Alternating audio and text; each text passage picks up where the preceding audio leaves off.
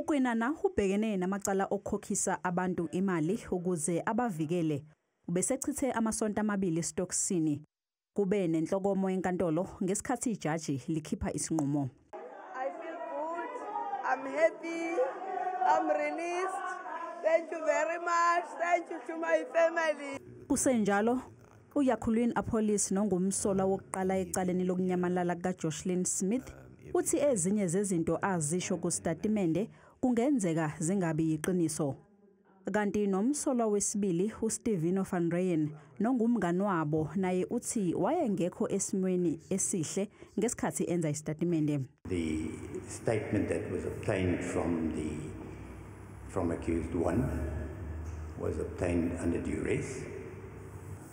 What I've realized is that the statement is not an unequivocal admission of guilt.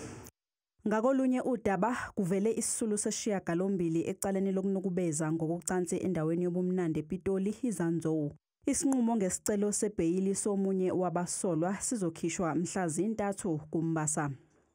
The state opposed his release on bail because we said that he is a flight risk. We indicated that he does not have a passport to be in the country.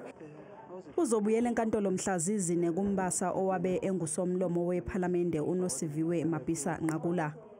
Ummeli wakhe uthi ukuboshwa kaNqakula kwakunenhlese yezombusazwe. Ufuna ukwazi ukuthi ufakazi wokuqala wafumbathiswa yini ukuze avume ukuba ufakazi kuleli cala.